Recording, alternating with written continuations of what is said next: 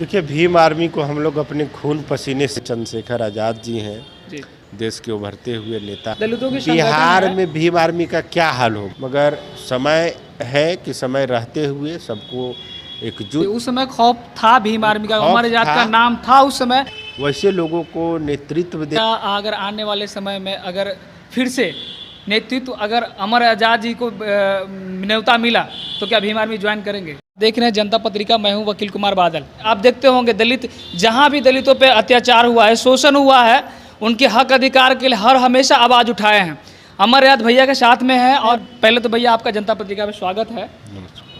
इस तरीके से माहौल बनाया जा रहा है तो फिर दलितों और मुस्लिमों की क्या भागीदारी होगी बिहार में?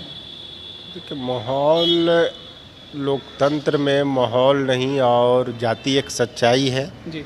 इसको सबको मानना है। बाबा साहेब भीमराव अंबेडकर ने जाति के विनाश की बात की थी, मगर बिहार की जो राजनीति है वो जाति आधारित पर टिका हुआ है। सामाजिक न्याय और शिक्षा और जो अत्याचार है और जो समानता की बात है वो नेताओं को उस पर फोकस करना चाहिए। स्वर्ण जाति के लोग भी हैं तो स्वर्ण जाति लोग शुरू से ही आर्थिक रूप से संपन्न है, सामाजिक रूप से संपन्न है। तो मगर यहाँ वोट की राजनीति करना है तो सबको लेके साथ चलना है। तो हम ये नहीं कहेंगे कि किसी को भी पीछे छोड़ा जाए, मगर जो समाज में बहुत पीछे है, जी। शिक्षा में पीछे है, व्यवसाय में पीछे है, रोजगार में पीछे है, उसके प्रति हमारी जवाबदेही ज़्यादा पड़ती है, चाहे वो सरकार हो, चाहे पॉलिटिकल पार्टी के लोग हों या अन्य संगठन हो। तो देखिए, जाति करने से नहीं ना होगा, जाति का विकास भी करना होगा, जातिवाद फैलाने से तो नहीं होगा सिर्फ। और जो अत्याचार हो रहा है, कौन लोग कर रहे हैं, ये सबको पता है। क्या दलितों के नेता तो बन जाते हैं, लेकिन उनके ऊपर जब समस्या आती तो उनको सुनवाई करने के लिए और लोग जो दलित का वोट खेल रहे हैं वो लोग नहीं जाते उस जनसंघ वहाँ पे। देखिए, वो जो दलित राजनीति है, दलित नेता है, तब तो यहाँ तो है कि जो समाज के लिए लड़ रहा है, काम कर रहा है जी। और जो दलित जनता है, वोटर है, वो भी उसको समझने के लिए तैयार नहीं है। और जिसके पास पूंजी है, जिसके पास रुपया है, जो वंशवाद की राजनीति है, जो नेपोटिज्म है, वो हावी है भारतीय लोकतंत्र पे।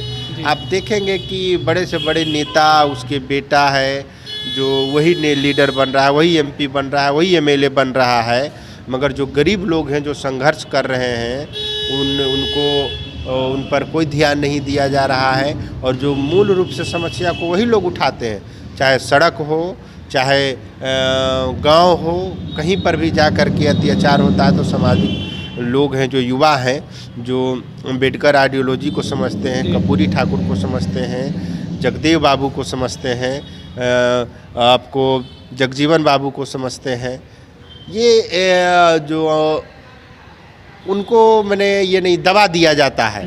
तो देखिए, जनता को भी समझना होगा कि आपके लिए काम कौन कर रहा। आप जाति और किसी बड़े नेता के बेटा होने के नाते आप उसे समर्थन या सपोर्ट कर रहे हैं, तो आप पर अत्याचार जब होता है तो आप भी उनसे सवाल करिए। आप जाइए उनके घरों पर, उनके दरवाज़ों पर धरना दीजिए कि हम आपको वोट देते हैं, आपको नेता मानते हैं, और आप हमारी समस्याओं को क्यों नहीं निराकरण कर रहे हैं, क्योंकि आप तो जनता के लिए चुने गए हैं। मगर आप जनता को चुन करके नहीं, जिस जाति के आधार पर आप राजनीति कर रहे हैं, जिस जाति के आधार पर आप वोट बैंक की राजनीति, आपकी पार्टी चल रही है, उसको इग्नोर कर करके आप दूसरे जाति के लोगों को, दूसरे जो आर्थिक रूप से संपन्न लोग हैं, उसे ही तवज्जो दे रहे हैं। तब तो अत्याचार तो होगा ही, क्योंकि जो नेता, जिस जाति के वोट से जो नेता बन रहा है, वही उस जाति पर ध्यान नहीं दे रहा है, तो दूसरा को आप कितना दोष दीजिएगा। दलितों का वोट चाहिए, लेकिन दलितों के हक अधिकारों की बात नहीं। दलित का नेतृत्व भी नहीं चाहिए, उसका हक भी नहीं चाहिए। ये है पूरा पॉलिसी है बिहार की राजनीति का। और हम लोगों ने बहुत हद तक प्रयास यह किया है कि इस तरह की राजनीति को ख़त्म किया जाए और अच्छे लोगों को, जो पढ़े लिखे लोग हैं, वो नेतृत्व करे, वो सदन में जाए और जो गरीब गुरबा का ध्यान रखे, उसके संवैधानिक अधिकारों की रक्षा कर सके, वो उसके लिए प्रयास करे, तो जनता का भलाई होगा। नहीं तो भावनाओं में बह करके और जिस तरह से संविधान के संविधान और संविधान में दिए गए प्रावधानों को ख़त्म करने की साजिश रची जा रही है। ये समझना होगा सभी पार्टी के कार्यकर्ताओं के, सभी पार्टी के लीडर को, चाहे दलित जाति को, पिछड़ी जाति को बोलना पड़ेगा। अगर नहीं आप बोलिएगा तो आपके अधिकारों को ख़त्म कर दिया जाएगा। धर्म संसद लगाया गया था आपका, वो देखते उत्तराखंड में, उसमें कहा गया 2023 में संविधान लागू दूसरा होगा। ये बाबा साहब का संविधान नहीं रहेगा।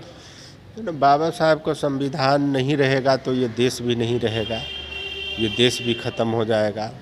बाबा साहब के संविधान में सभी वर्गों के हितों की बात है, शिक्षा, समानता, अधिकार की बात है। जब उनका संविधान नहीं रहेगा तो ये देश रह करके क्या करेगा, देश भी अलग थलग हो जाएगा। बिहार में जिस तरह से पहले भीम आर्मी काम कर रही थी, जैसे कि पहले मैं बता दूं, भीम आर्मी का प्रदेश अध्यक्ष अमर याद भी रह चुके हैं और बहुत सारे पदाधिकारी रह चुके हैं। वो सारे अभी पब्लिक ओपिनियन आ रहा है कि इन सारे लोगों को फिर से एकजुट होकर बिहार में भीम आर्मी को स्थापित करना चाहिए।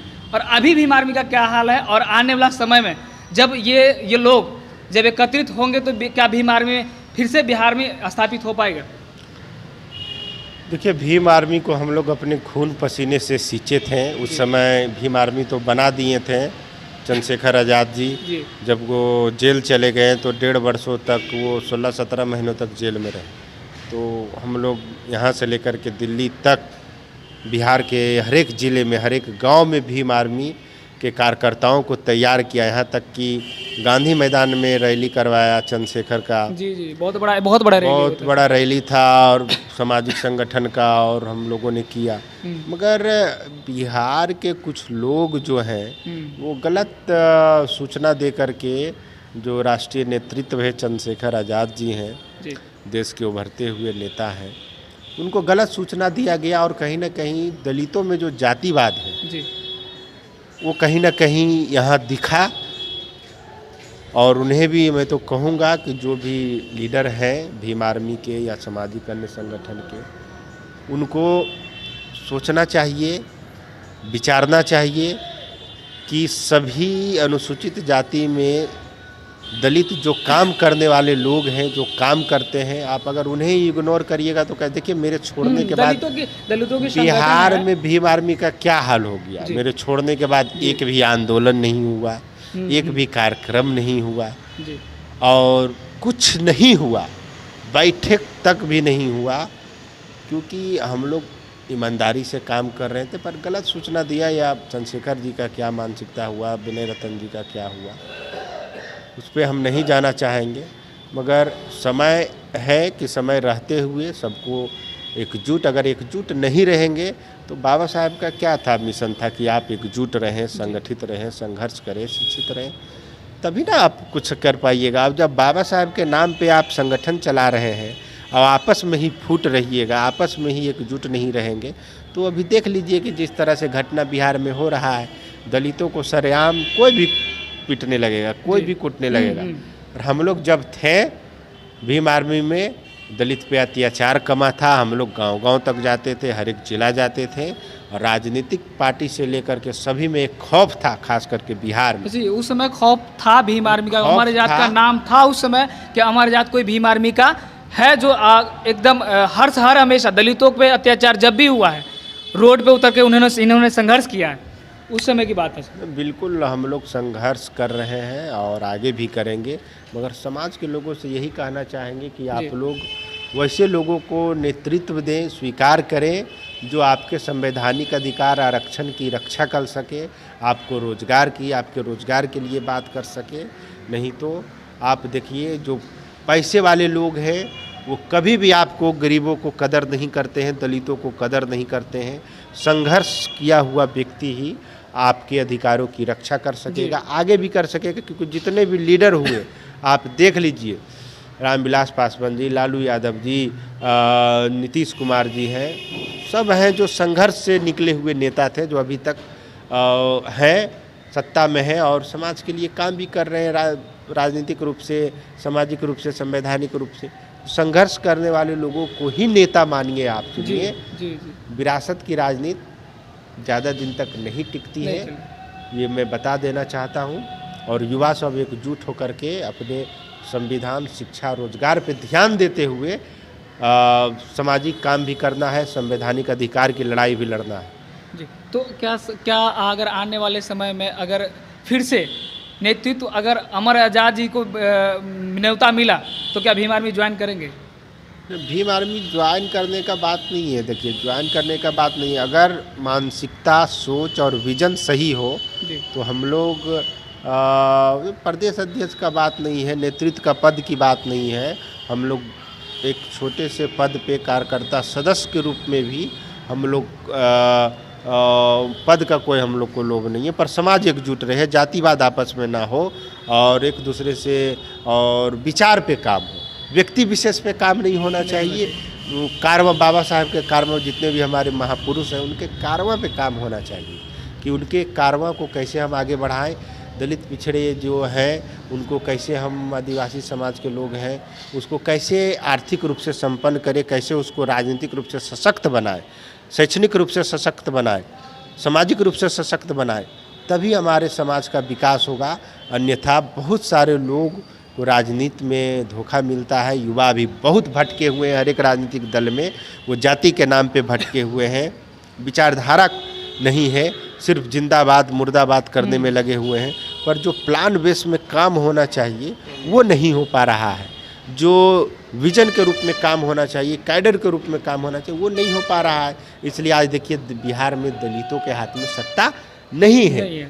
अगर दलित एकजुट होकर के, उसके युवा सिर्फ एकजुट हो जाए, आपस में जितने अनुसूचित जाति के लोग हैं वो एकजुट हो जाए तो बिहार के सत्ता पे दलितों का राज होगा, दलित शासन करेंगे। मगर ऐसा नहीं हो पा रहा। लोग निजी स्वार्थ में जो काम करने वाले लोग हैं उनको इग्नोर कर दिया जा रहा है क्योंकि वो गरीब हैं। तो हम ही मानिए, हम तो एक गरीब परिवार का लड़का है, 10-12 साल से संघर्ष किए, समाज के लिए काम किए। आज समाज के बदौलत किए, सब कुछ किए। और समाज को भी ये समझना चाहिए कि जो आपके लिए काम कर रहा है तो आप भी उसकी ज़रूरतों का ख्याल रखें। उसका भी परिवार होता है, उसका भी घर द्वार होता है, सब कुछ होता है। लोग अपना सब कुछ त्याग करके समाज पे लगा देता है तो समाज का एक दायित्व भी बनता है कि समाज भी उसके लिए देखे, करे।